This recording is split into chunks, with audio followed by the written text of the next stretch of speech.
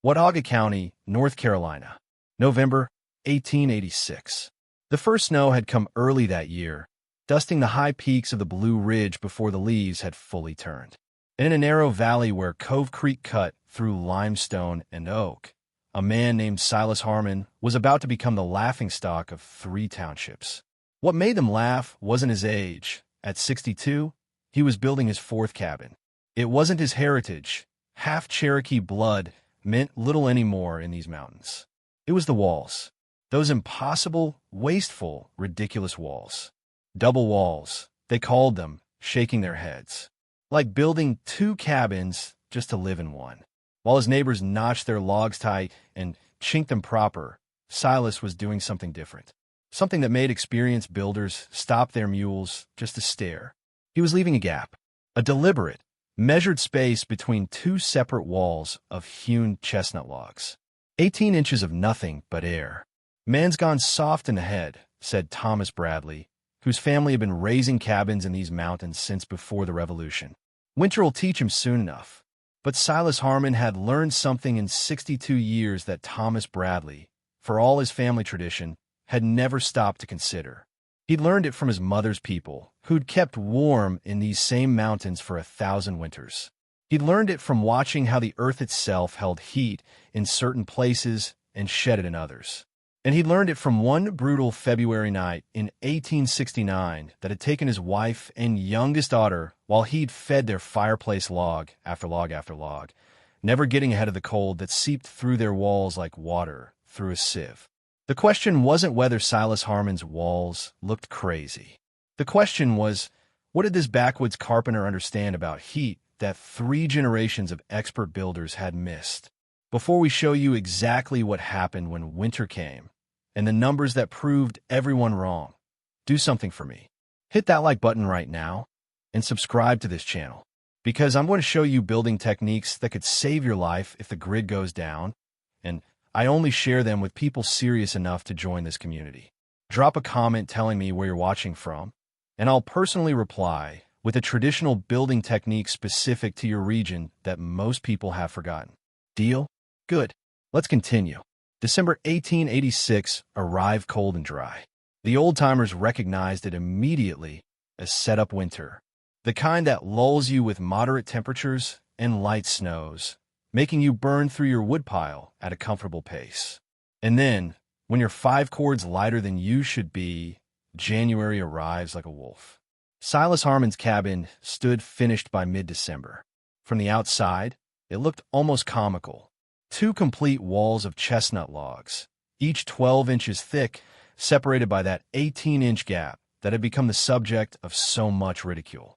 His neighbors had calculated the waste. Silas had cut and hauled nearly double the timber a proper cabin required. Time, labor, and lumber, all of it squandered on air. "It's not just air," Silas had tried to explain to Bradley one afternoon. "It's trapped air, still air. There's a difference." Bradley had laughed, not unkindly, but with the confidence of a man whose grandfather's cabin still stood solid after 80 years. "Silas, I've built 17 cabins in my time. My daddy built 23. Air don't keep nothing warm. Dense timber does.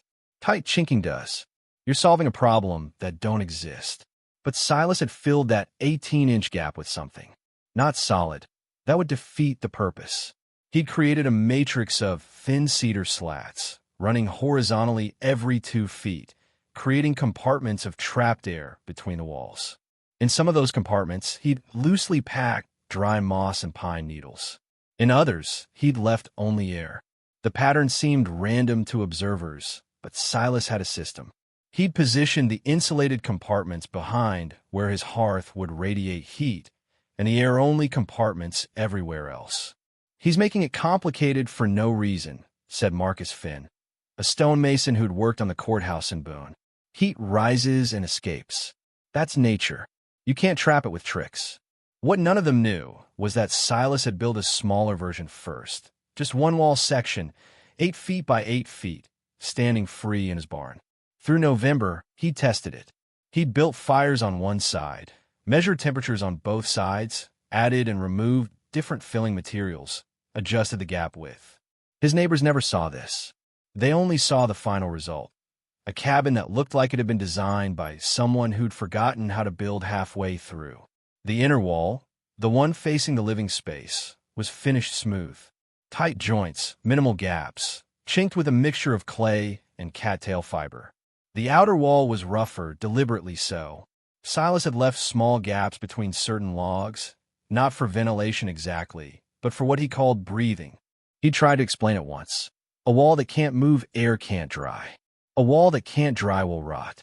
A wall that rots won't insulate nothing. By Christmas, Silas was settled in. His hearth wasn't large, just 4 feet wide, built from creek stone with a firebox angled slightly forward.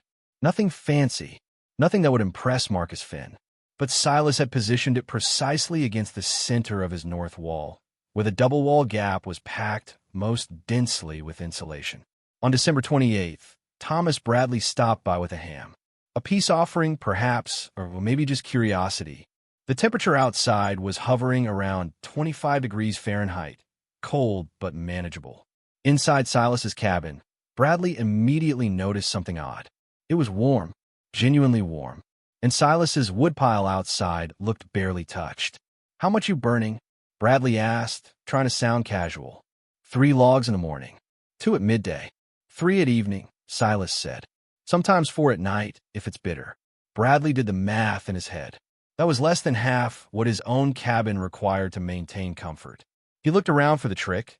Maybe Silas was just tolerating a colder interior temperature.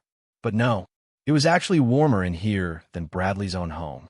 "Where's your heat going?" Bradley asked, genuinely confused now. Silas tapped the wall behind his hearth.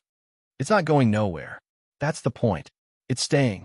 To understand what Silas Harmon had figured out, you have to forget everything you think you know about cabin construction and start with a simple question. Where does heat actually go? The builders of 1886 knew that heat rises. Everyone knew that. They knew that wind steals warmth. That's why you chink the gaps. They knew that a good thick log wall held some heat. That's why you use 12-inch timber instead of 6. But what they didn't understand, what none of them had stopped to measure or test, was the difference between thermal mass and thermal resistance. A solid log wall has thermal mass. It absorbs heat slowly and releases it slowly. That's good for stability, bad for efficiency. When you heat one side of a 12-inch chestnut log, the heat conducts through the wood at a predictable rate. In winter, this means the warmth from your fire is constantly traveling through your wall to the cold outside air. The thicker your wall, the slower this happens, but it always happens. You're not stopping heat loss. You're just slowing it down. Silas's double wall didn't work on thermal mass. It worked on thermal resistance. That 18-inch gap, filled with compartmentalized air and loose organic material, created something the solid log builders never achieved, a genuine thermal break. Heat from the fire would warm the inner wall, but instead of conducting directly through to the outside, it hit that air gap and stopped. Not completely, but enough to change the fundamental efficiency of the structure. Here's what the experts missed. Still air is one of nature's best insulators. Not moving air that just carries heat away. Still air, trapped air, air that can't convect, can't carry warmth from the hot side to the cold side. Silas's cedar slat matrix created dozens of small air compartments, each one preventing convection currents from forming. The heat couldn't travel through the air because the air couldn't move. The loose moss and pine needle filling in certain compartments added another layer of resistance. These materials trapped even more air in their fibrous structure. Thousands of tiny pockets, each one interrupting heat transfer. But Silas hadn't filled every compartment. He'd left some as pure air gaps, particularly in the upper sections of the walls where rising heat would naturally accumulate. This wasn't random. It was strategic. The air-only compartments allowed some flexibility, some pressure equalization, some moisture management that the fully packed sections couldn't provide. Marcus Finn, the stonemason, had called it complicated for no reason. But the complication was the reason. A single large air gap would allow convection, warm air rising on the heated side, cool air falling on the cold side, creating a circulating current that would transfer heat efficiently from inside to outside. That's the last thing you want. Silas's compartmentalized approach prevented this circulation. The cedar slats broke the gap into isolated cells, each one too small to sustain a convection current. The outer wall served a different purpose entirely. It wasn't there to hold heat. It was there to block wind and shed weather. The rough finish and deliberate gaps Silas had left allowed moisture vapor to escape. This was crucial. The inner wall, being warmer, would naturally drive any moisture in the wood toward the colder outer wall. If that moisture got trapped between the walls, it would condense, accumulate, rot the timber, and destroy the insulation value of the air gap. But if it could escape through the outer wall, the system stayed dry. Dry wood insulates better than wet wood. Dry air insulates better than humid air. Silas understood this not from textbooks. There were no textbooks, but from observation. He'd watch how certain rock overhangs stayed warmer in winter, how caves maintained stable temperatures, how the earth itself, just a few feet down, never froze. All of these natural systems had the same principle. Layers of different materials creating resistance to heat flow with the ability to manage moisture. A solid cabin wall, no matter how thick, was fighting against physics. Silas's double wall was working with it. Thomas Bradley's grandfather's cabin, the one that had stood for 80 years, was well built by the standards of the time. Tight joints, quality timber, good chinking. But it was also a thermal sieve. Heat poured through those 12-inch walls at a rate of approximately 3 to 4 times what Silas's double wall allowed. Bradley's family didn't know this in numbers, but they knew it in cords of wood. They knew it in how close you had to stay to the fire to feel warm. They knew it in how brutal the cold felt in the corner farthest from the hearth. The irony was that the expert builders were building the same cabin their grandfathers had built, which meant they were also making the same mistakes. They perfected a technique that was fundamentally inefficient. Their tight joints and thick timbers represented mastery of a flawed system. Meanwhile, Silas, dismissed as crazy, wasteful, overcomplicated, had done something they couldn't recognize. He'd observed, experimented, and innovated. He'd asked not, how did my grandfather build, but how does heat actually behave? By early January 1887, the theoretical advantages of Silas's design were about to become measurable, undeniable, and impossible to dismiss. Because the winter that had been playing gentle was about to show its teeth. January 9th, 1887. The barometric pressure had been falling for 2 days straight. The old-timers recognized the signs. A dry cold settling in from the northwest, the kind that made tree sap freeze and split the trunks from inside. By sunset on the 9th, the temperature had dropped to 12 degrees Fahrenheit. By midnight, 4 degrees Fahrenheit. And then the wind arrived. What the weather records from Blowing Rock would later call the Cold Siege of 1887 hit the high country of North Carolina like a physical force. For 6 consecutive days, daytime temperatures never rose above 0 Fahrenheit. Nighttime lows reached minus 18 degrees Fahrenheit on January 12th, minus 22 degrees Fahrenheit on January 14th. The wind, channeling through the mountain gaps, created conditions that felt like minus 40 degrees Fahrenheit or colder. Creeks froze solid. Livestock died in their barns despite sheltering. And in every cabin across 3 counties, families faced the same desperate mathematics. Burn wood faster than you can afford, or freeze. Thomas Bradley's household went through 4 cords of oak in those 6 days. A month's worth of fuel consumed in less than a week. They kept 2 fires going, the main hearth and a smaller cook stove, both burning continuously.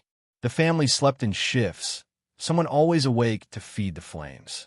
Despite this, the interior temperature in Bradley's cabin never rose above 48 degrees Fahrenheit during daylight hours. At night, it dropped to 35 degrees Fahrenheit in the corners farthest from the hearth. Water in the washing basin froze. Breath condensed on the walls and formed frost patterns by morning. They weren't alone. Across the valley, Marcus Finn's stone house, which he'd built himself with 2-foot-thick walls, proud of its solidity, fared even worse. Stone has tremendous thermal mass, which means it holds heat well once warmed. But it also means it absorbs heat relentlessly, pulling warmth from the air to heat the massive cold walls. Finn burned through 5 cords. His children slept in the room closest to the hearth, wrapped in every blanket the family owned. The rest of the house became uninhabitable. On the evening of January 12th, when the temperature outside hit minus 18 degrees Fahrenheit, Bradley made his way to Silas Harmon's cabin. The visit wasn't social. Bradley's youngest son had developed a rattling cough, and his wife was worried it would turn to pneumonia. They needed to know, was there room in Silas's cabin for the boy, just until the cold broke? Bradley expected to find Silas in the same desperate situation everyone else faced, huddled near a roaring fire, burning through reserves, making impossible decisions about rationing fuel. What he found instead stopped him at the door. Silas was sitting at his table, shirt sleeves rolled up, eating soup. The fire in his hearth was modest. 4 logs, burning steadily but not dramatically. And the interior of the cabin felt like spring. Bradley stood there, snowflakes melting on his shoulders, trying to process what his senses were telling him. It was genuinely warm in here. Not tolerable for winter warm. Actually comfortable. "Thomas," Silas said, standing. "Your boy all right?" Bradley couldn't answer immediately. He was looking at Silas's woodpile, visible through a window. It looked almost untouched. Then he turned to the hearth. A normal-sized fire, nothing excessive. Then back to the room temperature, which felt like it had to be 60 degrees? Higher? Ow! Bradley finally managed. Silas gestured to the walls. "Told you. The heat stays."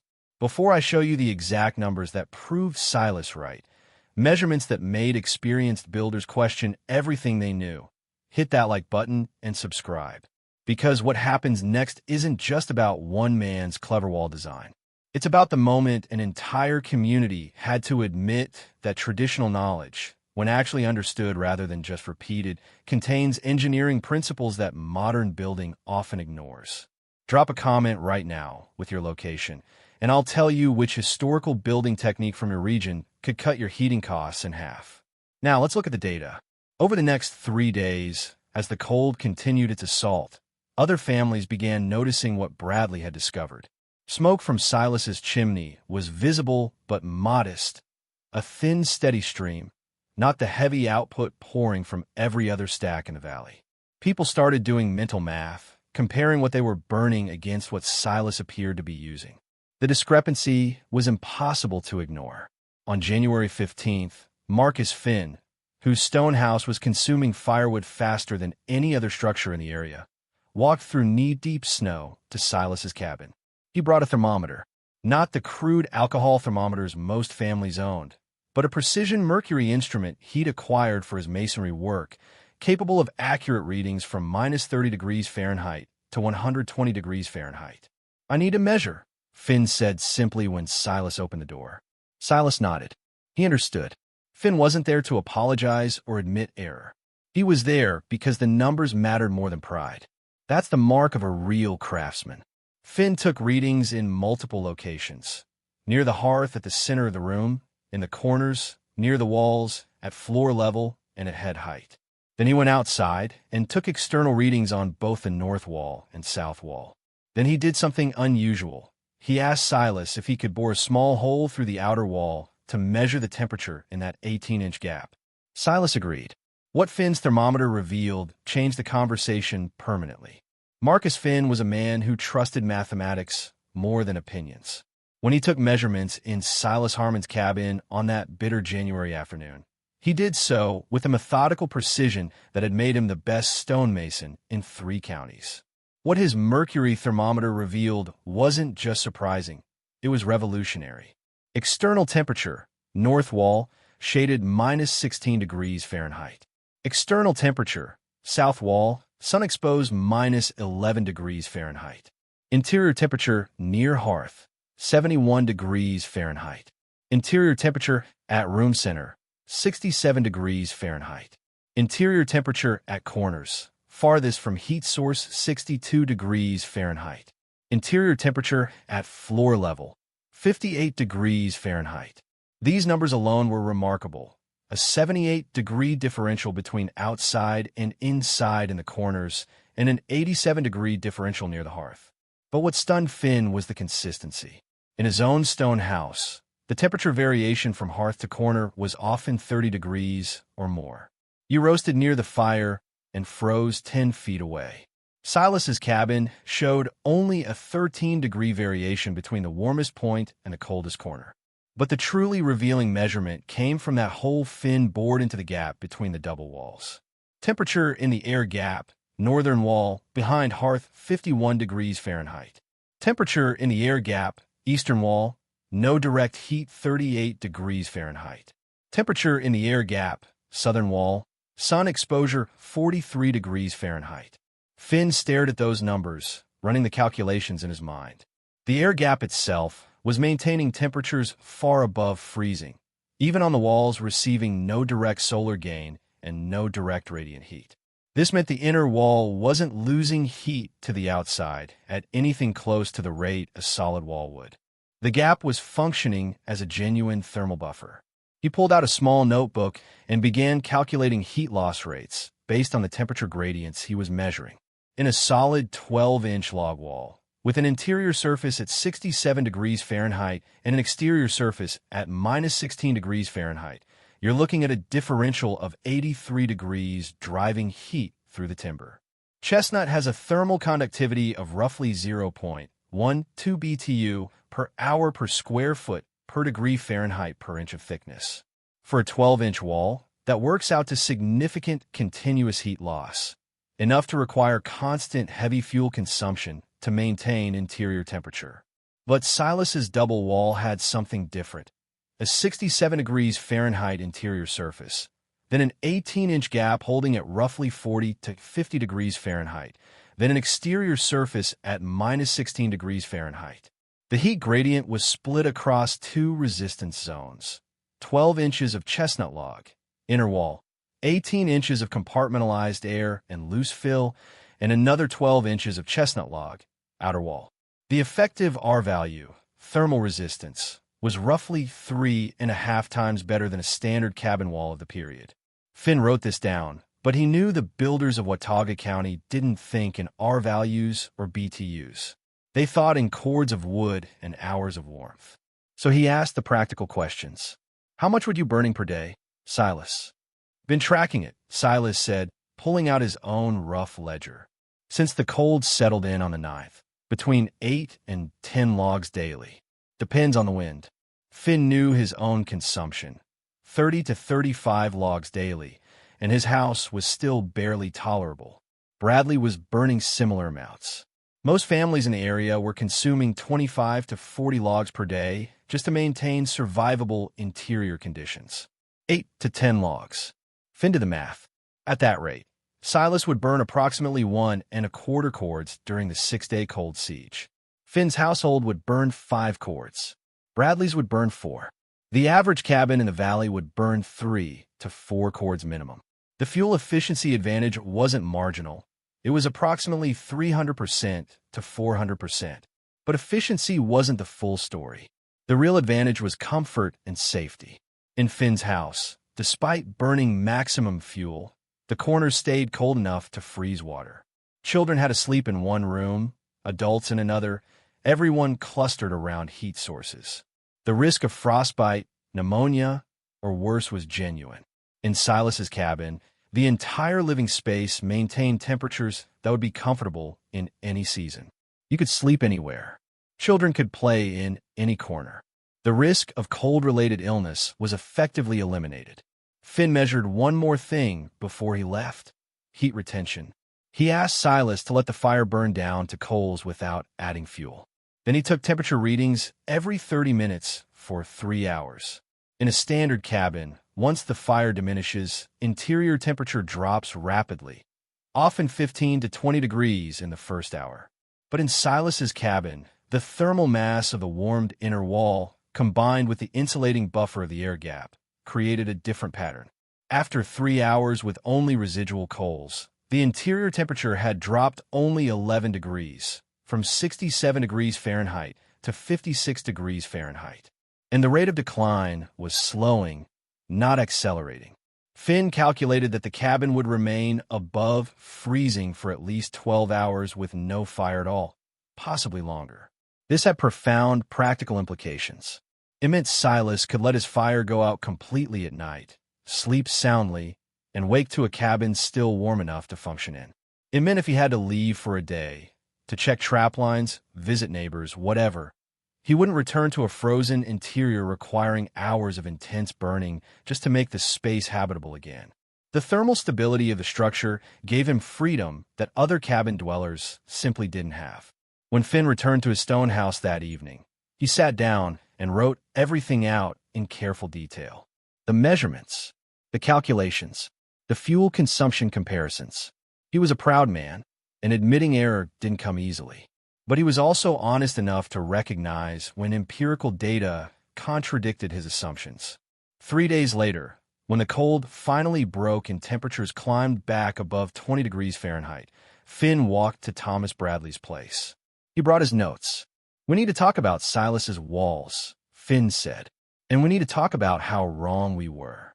Word travels fast in mountain communities, especially when it concerns survival. By late January 1887, every family within 15 miles of Cove Creek had heard about Silas Harmon's cabin and the measurements Marcus Finn had taken. Some remained skeptical. Numbers on paper meant little compared to generations of building tradition. But others, particularly those who nearly exhausted their winter fuel supplies during the cold siege, started asking different questions. The shift began not with the expert builders, but with the desperate ones. Jacob Yount was a farmer, not a carpenter. His family's cabin was small, drafty, and had barely kept them alive through mid-January. On February 3rd, he appeared at Silas's door with a proposition. "Show me how to build those walls, and I'll help you clear that timber tract you've been eyeing." Silas agreed. What followed was something unusual for the time, a genuine knowledge transfer based not on family tradition or apprenticeship, but on demonstrated results. Silas walked Jacob through the entire system. The gap width calculation, 18 inches optimal for available materials and typical wall height. The cedar slat spacing, every 24 inches vertically to prevent convection while minimizing lumber. The compartment filling strategy, dense insulation behind heat sources, air only in moisture-prone areas, and the critical outer wall detailing. Deliberate gaps for vapor escape positioned at the top third of the wall. Jacob took notes. He asked questions. And in early March, when the ground thawed enough for foundation work, he began building. Thomas Bradley watched this from a distance. His pride still stung from having dismissed Silas so confidently, but pride wasn't keeping his family warm. On March 12th, he showed up at the Yount building site. He didn't say much, just observed, measured dimensions with a string, examined the cedar slat arrangement. After an hour, he turned to Silas. "The gap. Why exactly 18 inches? Why not 12 or 24? It was a genuine technical question, the kind one craftsman asks another when trying to understand principles rather than just copy procedures. Silas recognized this and gave a genuine answer. "Tried different widths on my test wall. 12 inches works, but you don't get as much thermal benefit. The temperature gradient is steeper. 24 inches starts to allow convection currents if you don't compartmentalize perfectly, and you use a lot more lumber for the slats. 18 inches hit the balance. Maximum insulation value with minimum complication." But, Silas added carefully, "That's for a wall 8 feet high with these materials.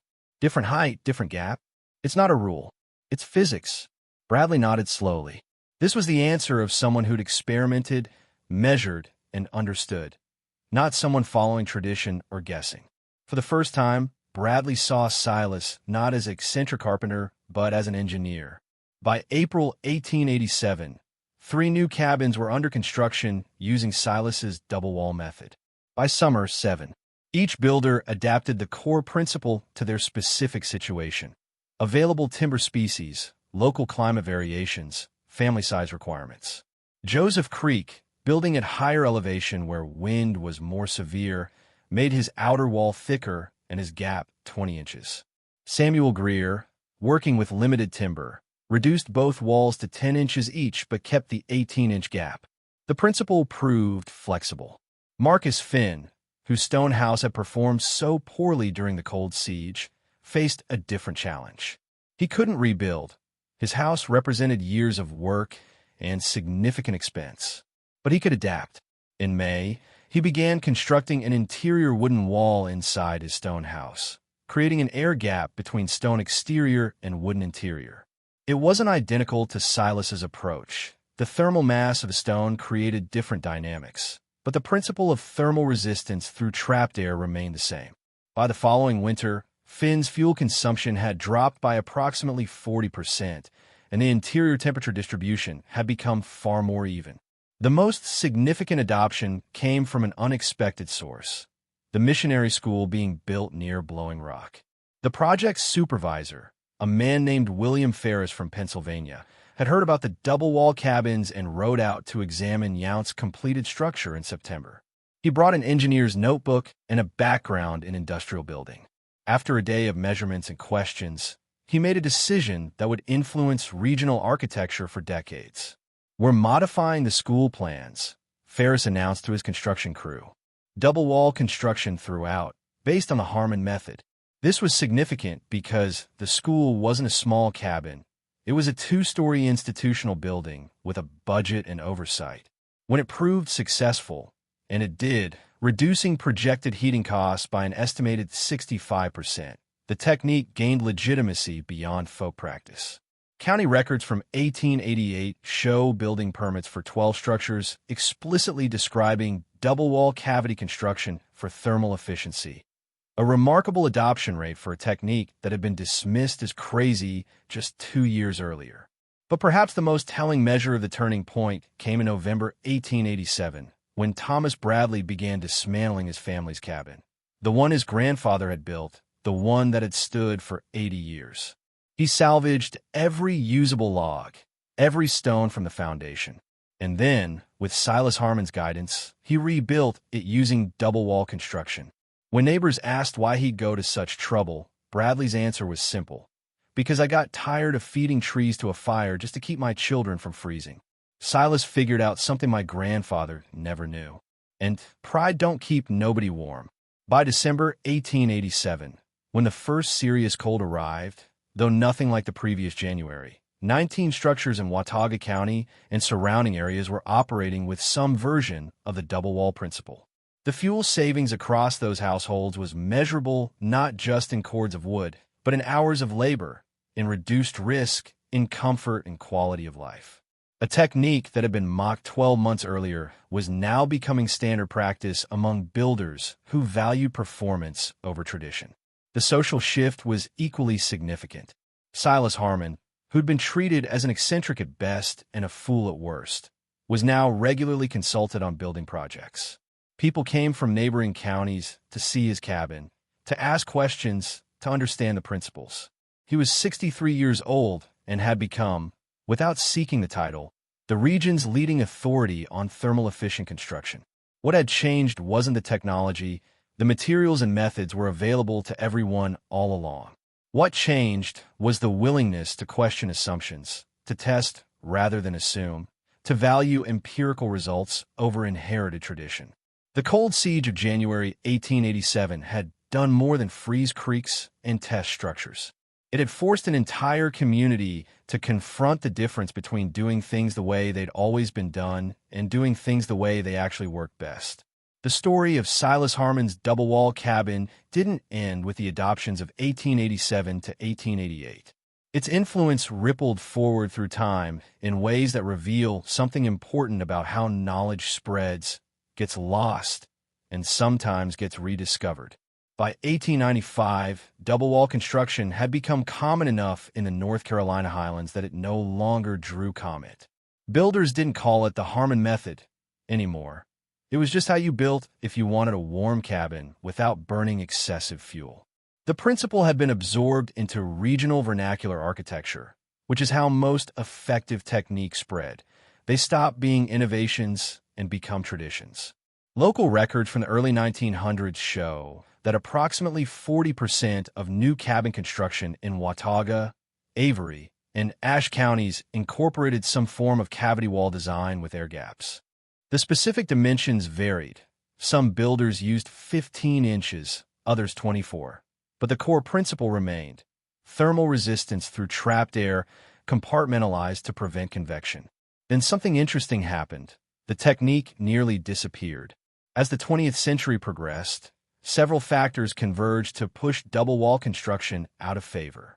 Manufactured insulation materials became available. First mineral wool, then fiberglass bats, making it possible to insulate a single wall structure without the labor and lumber of building two complete walls.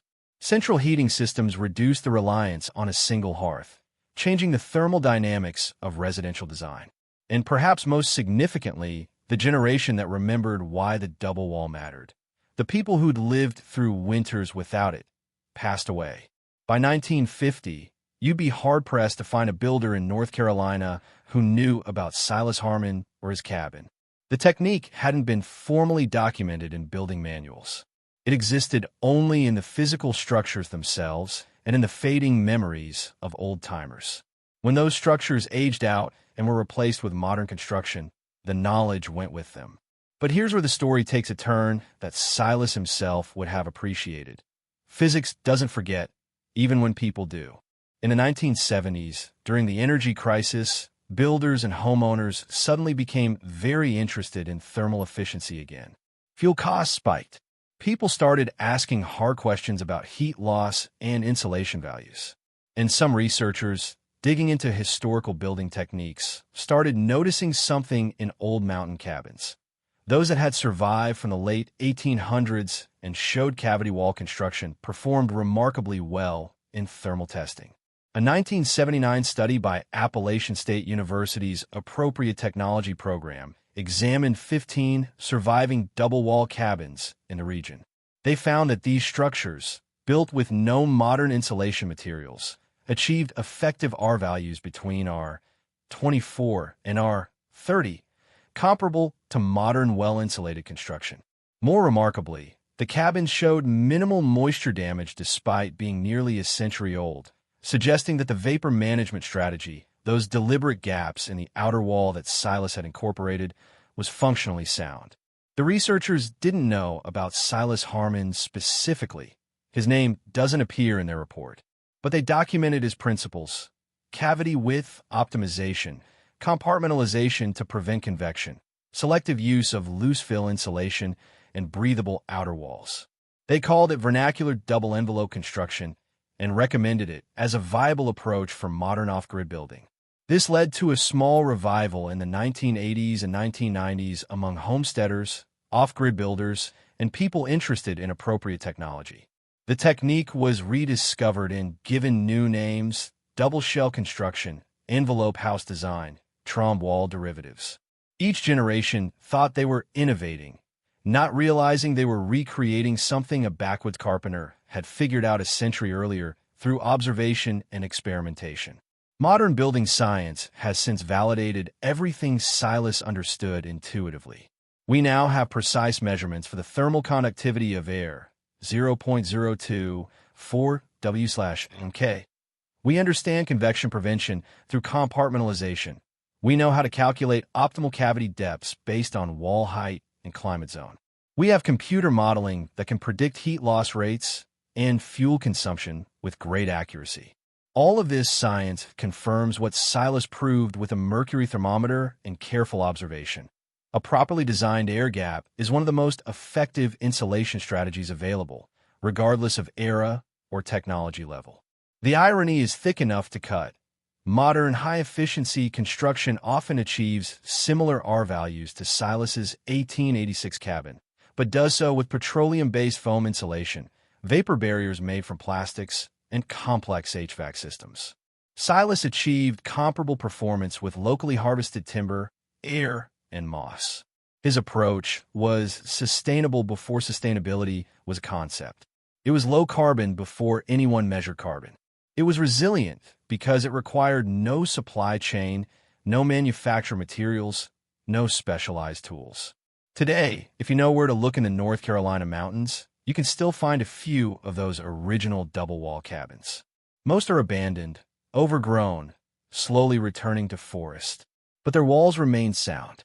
The timber, protected by the outer shell and kept dry by the vapor escape strategy, has resisted rot for 130-plus years. The structures are still standing, still functional, still thermally efficient, a testament to principles that worked in 1887 and work now. Silas Harmon died in 1903 at the age of 79.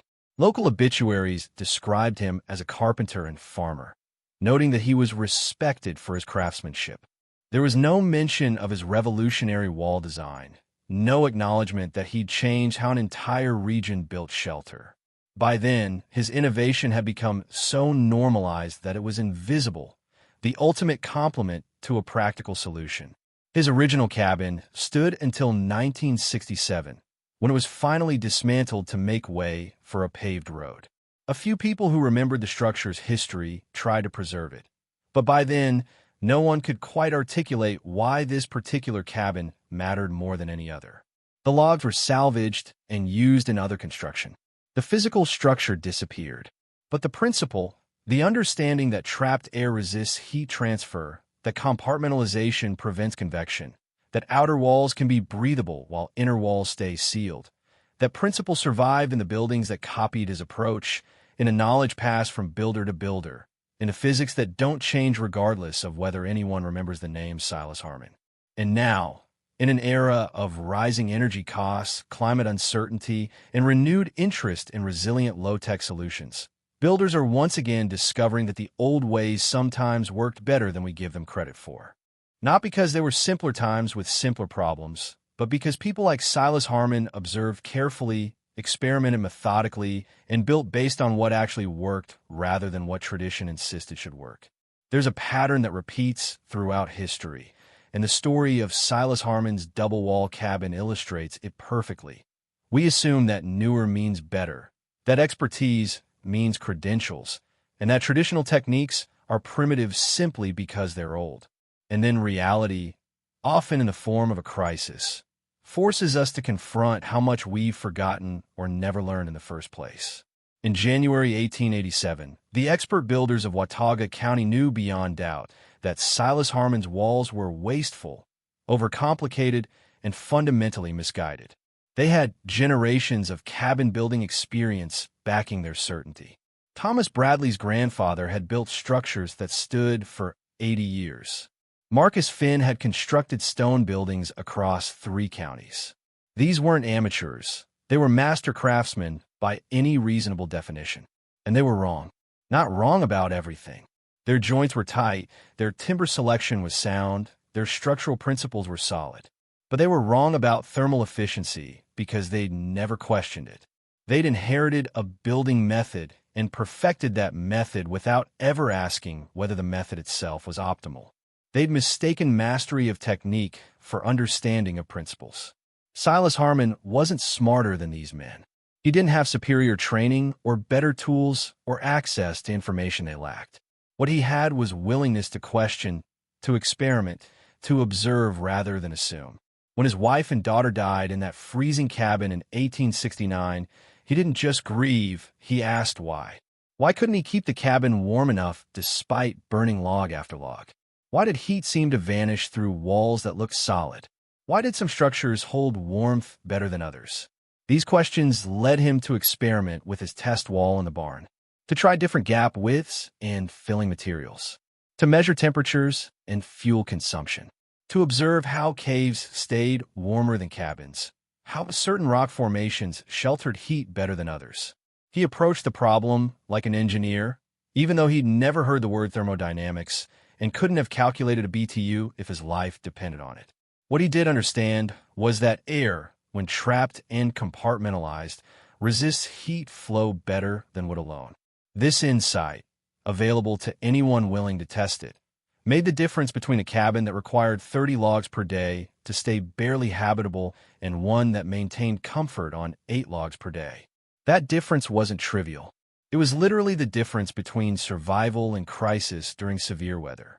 The broader lesson extends far beyond cabin construction. How many other traditional techniques have we dismissed as primitive or obsolete without actually testing whether they work? How many times have we assumed that modern methods are superior simply because they're modern, without comparing actual performance? The history of building science is full of these rediscoveries. Passive solar design principles that indigenous peoples used for centuries were invented, by modern architects in the 1970s.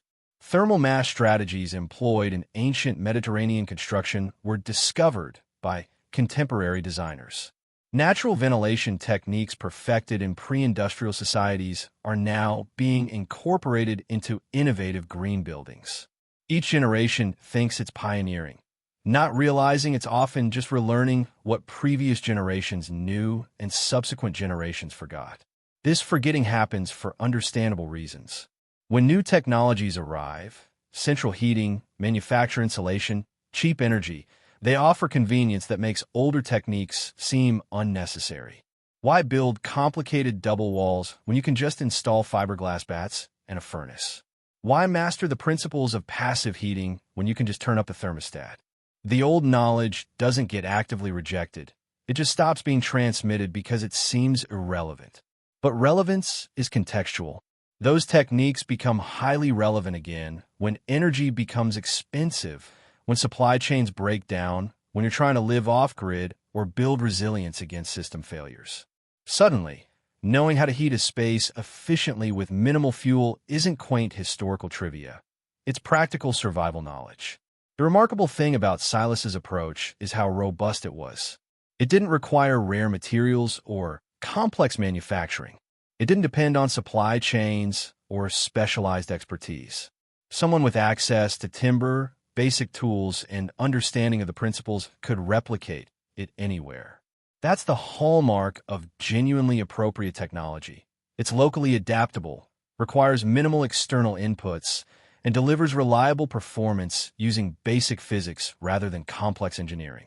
Modern society has largely moved away from this kind of solution, preferring instead approaches that require manufactured materials, specialized labor, and ongoing maintenance. These modern approaches often perform well until they don't. When the supply chain fails, when the power goes out, when the specialized repair technician isn't available, suddenly the simple, robust solution looks pretty smart. This isn't an argument for rejecting all modern technology or romanticizing the past.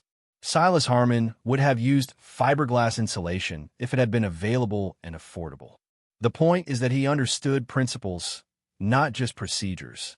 He knew why his double wall worked, which meant he could adapt it, modify it, and explain it to others. Modern building often focuses on following codes and installing products correctly. Important skills, but different from understanding thermodynamics well enough to design solutions from first principles. The cost of this lost understanding shows up in places we don't always recognize. The average American home built today requires significantly more energy input for heating and cooling than structures built by people who understood passive thermal design. We've compensated for poor building envelope performance with powerful HVAC systems. This works fine until energy becomes expensive or unavailable. Then we're in the same position as those Watauga County families in January 1887, burning through resources faster than we can afford, struggling to maintain comfort, wishing we'd built smarter from the start. What would Silas Harmon think if he could see modern building practices? He'd probably be impressed by some things: precision manufacturing, engineered lumber, advanced materials. But he might also wonder why we've made heating and cooling so complicated and energy-intensive when the sun, air, and basic physics can do so much of the work if you design for it from the beginning. The ultimate irony is that we now have the scientific tools to understand exactly why Silas's double wall worked so well. Thermal imaging cameras, precise instrumentation, computer modeling, yet we often don't apply that understanding because we're locked into building methods that assume cheap energy and available materials. Silas had none of our analytical tools, but he built from principles that remain valid regardless of technology level. That's the difference between wisdom and mere technique. Here's what I want you to take from this story. Subscribe to this channel right now, because I'm going to keep bringing you building techniques and survival wisdom that actually work, proven not by theory, but by people's lives depending on them. Hit that like button if you're tired of complicated modern solutions that break down when you need them most. And drop a comment telling me where you're watching from. I'll respond personally with a traditional building or heating technique specific to your region that could slash your energy costs or save your life in a crisis. This isn't just history. This is practical knowledge that matters. The builders who mocked Silas Harmon in 1886 weren't bad people or incompetent craftsmen. They were simply doing what most of us do, assuming that the way things have always been done is the way things should be done. It took a crisis and undeniable empirical evidence to break through that assumption. The question we should ask ourselves is, what are we assuming right now that a crisis might prove wrong? What traditional knowledge have we dismissed without testing? What simple solutions have we overlooked because we're convinced that effectiveness requires complexity? Silas Harmon's double wall cabin stands as a reminder that innovation doesn't always mean new technology. Sometimes it means understanding old principles well enough to apply them effectively. Sometimes it means being willing to look foolish in the eyes of experts until results prove you right. And sometimes it means having the humility to learn from how the world actually works rather than insisting it should work the way our traditions claim. That 62-year-old backwoods carpenter, dismissed as crazy by men who'd built cabins all their lives, understood something profound. Expertise without experimentation is just repetition. Tradition without understanding is just habit. And comfort in our assumptions is often what gets us into trouble when conditions change. The double-wall cabin kept families warm for generations. The principle behind it remains valid today. And the lesson, that we should test our assumptions, observe carefully, and respect knowledge regardless of its source. That lesson is timeless. In the end, Silas Harmon didn't just build a warmer cabin. He demonstrated that paying attention to how things actually work beats relying on how we think they should work. That's a lesson worth remembering, especially in times when old certainties are breaking down and we need solutions that actually function under stress. The walls of that cabin are gone now, but the principle remains, waiting for anyone humble enough to learn it and smart enough to apply it. Just like Silas did, with nothing but observation, experimentation, and the willingness to be called crazy until the numbers proved him right. Historical note: this screenplay represents a dramatized reconstruction based on historical building practices and thermal principles documented in Appalachian vernacular architecture. While the specific characters and events are fictionalized for narrative purposes, the technical details regarding double wall construction, thermal performance, and fuel efficiency are based on documented building practices and thermodynamic principles.